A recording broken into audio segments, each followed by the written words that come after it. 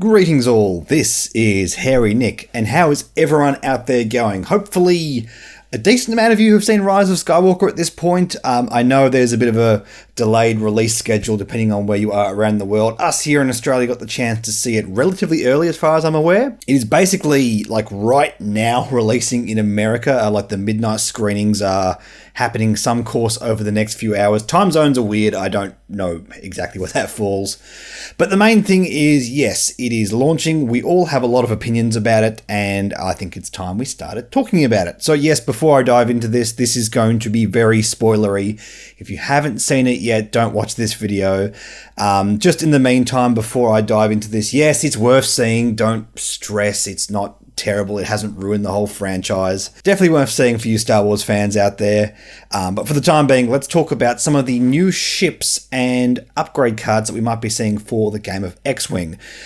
This is not going to be a review of the Rise of Skywalker. I have a lot of things to say on that, but that'll be for a separate video down the track, hopefully with Justin at some point. So right now in X-Wing, we actually have a lot of ships on the drawing board that really pretty much are guaranteed to come into the game, and we've just had a glut of new ones thanks to this new movie and probably whatever movie Disney have planned next. So FFG have a lot on their plate trying to get these out. So just bear in mind when I talk about these, I'm not saying, oh, they've got to come out in the next couple of months or the game's trash or anything like that.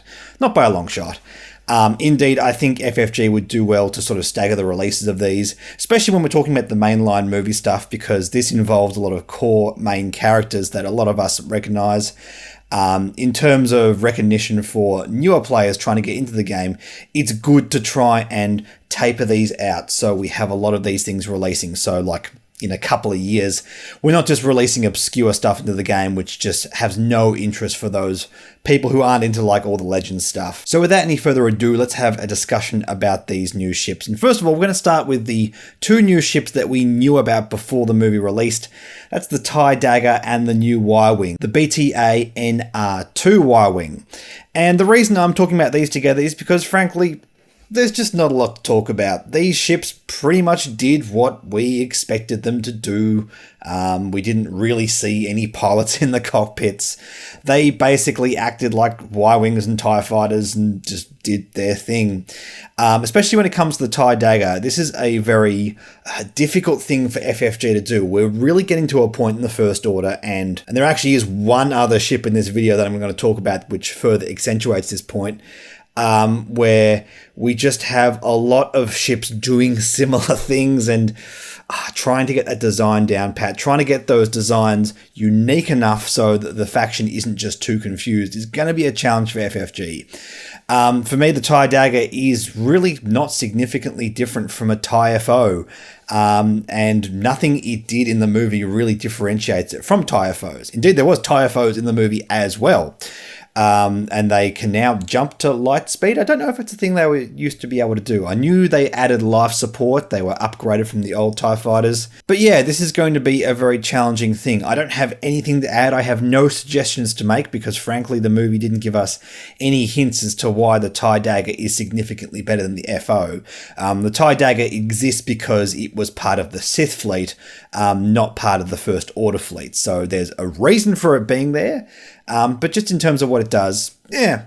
At least with the Y-Wing, we do have a little bit more information if you take a look at the Wikipedia page. Yes, there's an indication here that it has better systems overall, more powerful guns, shields, all that kind of standard stuff that we're seeing from the old ships to the new ships. So I'm imagining this is going to have a quality of life upgrade similar to that the X-Wings got, the A-Wings, the TIE Fighters, that kind of thing.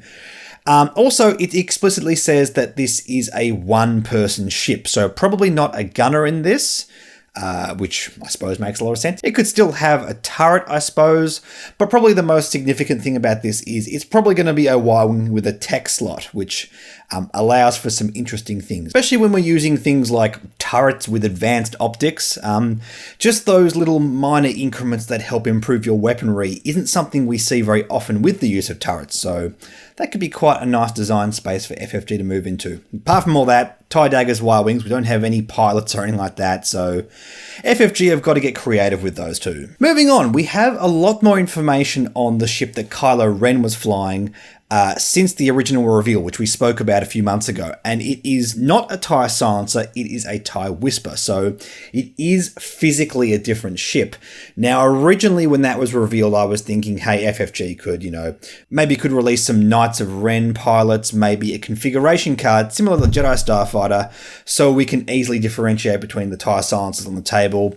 That way they don't have to release a new ship, or, they probably will anyway, but we at least have one ship in terms of the game's core mechanics, so it reduces complexity and all that kind of thing. However, I don't think this is going to work, because this very specifically is a new ship. It is technically an upgrade on the Silencer, but it's a complete redesign. The chassis is completely different, so...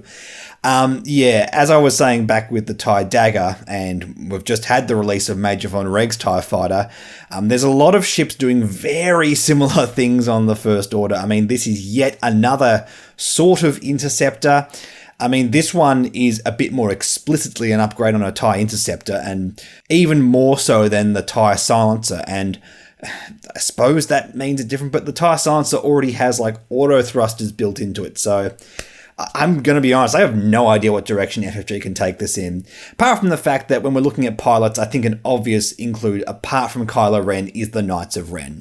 We don't have any Knights of Ren pilots currently in the game. I think this is a very easy thing that they can do, which gives it a little bit of definition from the TIE Silencer. It could be a similar situation to the Inquisitors on the Empire. Those are already on a different faction, so it's not like they're going to be confused between those. So I'm very curious to see what FFG do with this. I think it's a really cool looking ship, don't get me wrong. I think the fact that it is so similar to a TIE Silencer is going to add some design challenges. Remember, just tweaking a few little things and having two different ships that are so close is a very easy way of creating a lot of confusion when it comes to a game state. I think the best thing you can do when designing a new ship is have clear definitions, even if it is very similar to an old one. Okay, let's talk about something that's a bit hard to quantify. Again, I know a lot of these things are very new and we don't have a lot of information, but this one, we probably have the least information. The ship that was flown by the Jedi Hunter, and I'm very sorry, I cannot remember the name of this character. I know it was explicitly stated in the movie. No matter what website I search, I cannot find what was the name of that Jedi Hunter that Palpatine hired. It just escapes me. But this character essentially was the one who was hired to kill Rey and take her parents away, and eventually ended up betraying Palpatine. Now, just as a general discussion, I would argue at this point, I think this ship belongs on the Scum faction, not the Empire faction. As I'm sure a lot of people are going to argue, it's just not a core mainline Empire ship. I think in terms of game design, in terms of faction identity, it makes way more sense on the Scum faction. Indeed, we're talking about it being used by a character that, yes, was hired by Palp, but ended up ultimately betraying him. It's not like this character was an Inquisitor, it was a hired gun. Also, this would be an interesting ship to introduce Zori Bliss onto the faction as well, because we don't really know what ship she flew.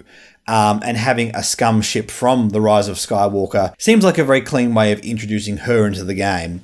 Indeed, she's a very iconic character, sort of the love interest of Poe Dameron, so I think that'd be a nice, clean way of doing it. Apart from that, this ship is something that, again, we basically know nothing about. It was an assassin bounty hunter ship that had some kind of means of carrying prisoners. Apart from that, it basically serves as a purpose of getting a group of main characters from one planet to another during the movie, but we don't really know what it does in terms of dogfighting, so it might be a ship that FFG overlooks. I wouldn't be surprised if it was, because they have so many ships that actively dogfight in this movie, but it's interesting nonetheless, and it is, at the very least, iconic. It is, the ship that we've seen in all of Rey's visions and that kind of thing.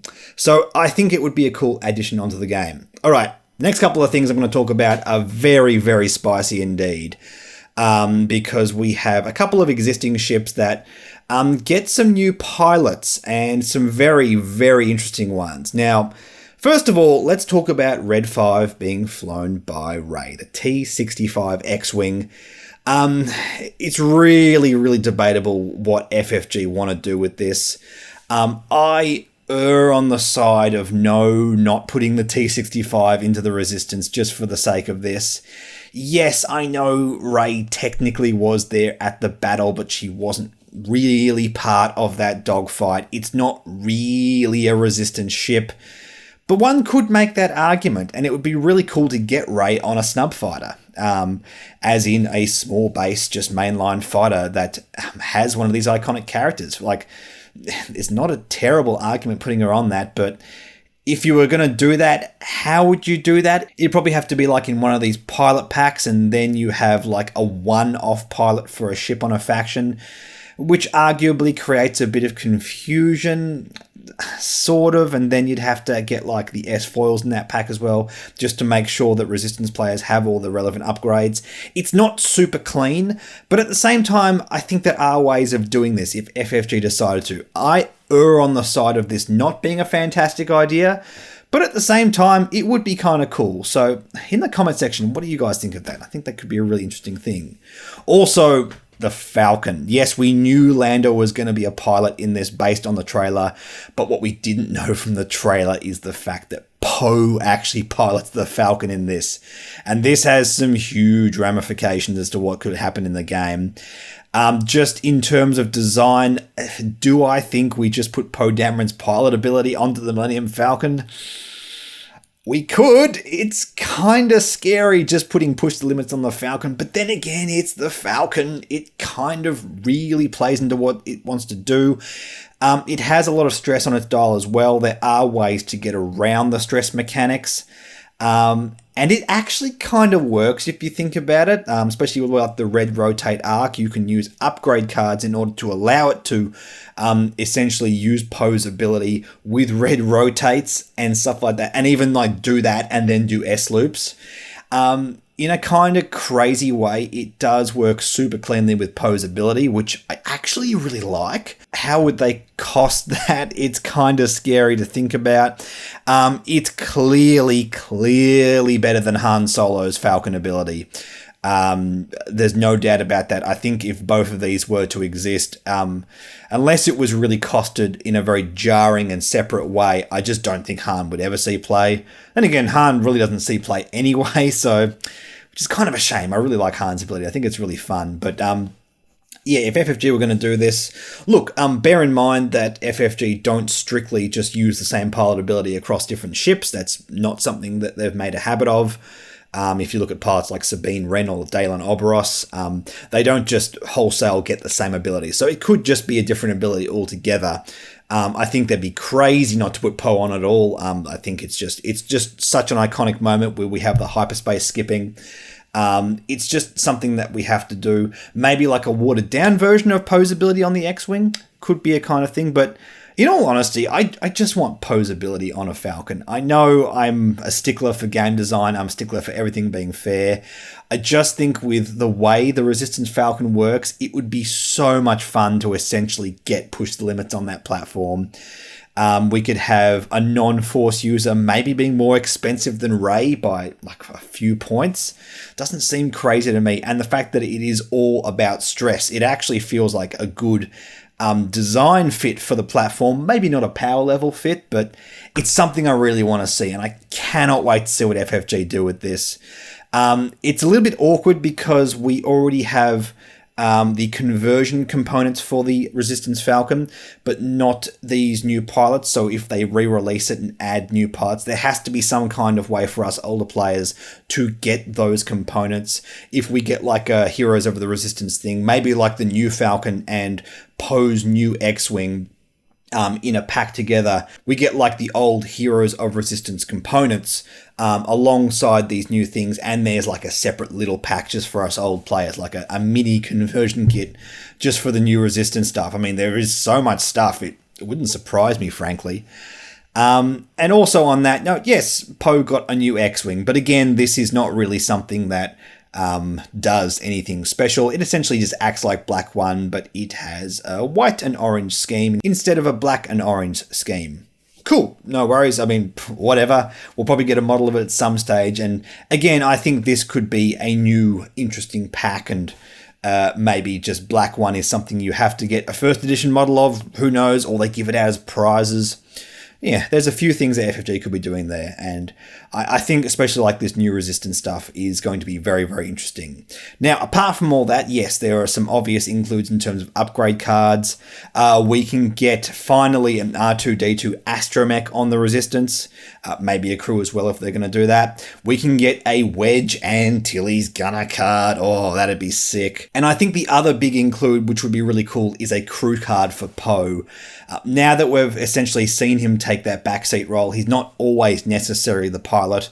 Like something that could work well with the Rey pilot on the Falcon. I think that would be very, very interesting. I have no idea what kind of design that would take, but again, I think focusing on that team effort, focusing on a way to better enable those Falcon pilots would be a really cool design for Poe, especially considering he is now essentially their leader. And apart from that, like looking at the iconic characters in the movie, like characters that necessarily didn't appear in the dogfight, like there's Jana, there's Maz Kanata, Beaumont, Dominic Montague's new character.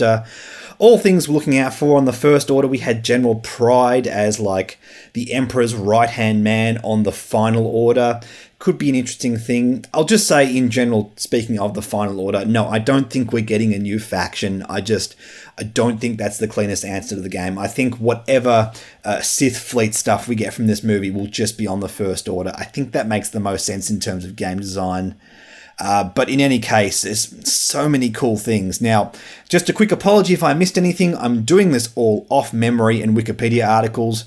Bear in mind, you can't really search for ships when you don't know what they're called. So, like the Jedi Hunter ship, we'll just see what that turns out to be. I think we'll get a similar situation with the Quad Jumper where more and more information will come out now that it is a canon ship. It doesn't matter if it's obscure in the background, people will make Wikipedia articles and lore on them. This is not an obscure ship though, it actually has a big relevant part of the story, so yeah, a lot of really cool things to look out for. Hopefully within the coming weeks we get some kind of announcement. I know FFG sort of struggled with their printers over the past few months, so maybe they were planning on getting an announcement alongside the movie, but look, we'll see what happens with that. Hopefully FFG do sort all of that out and we get some really cool new releases. Anyway, in the meantime, stay tuned. Yes, I will do a review on the Rise of Skywalker, hopefully with Justin over the next few days. We'll see what we're able to manage with our schedules. But in the meantime, do not forget to like and subscribe. Like us on Facebook, follow us on Twitter and Reddit. Also, yes, we have a Patreon here for the channel, and in the coming weeks, this could be like the only way we make money for the channel. The new laws referring to copper are just a very scary thing for YouTube right now, and it just might make monetization completely untenable. Hopefully not. Hopefully everything works itself out, but I can just make no guarantees at this point. So yes, if you can consider supporting our Patreon, it seriously means a lot, especially right now. With all that in mind, I'll catch you all in the next video.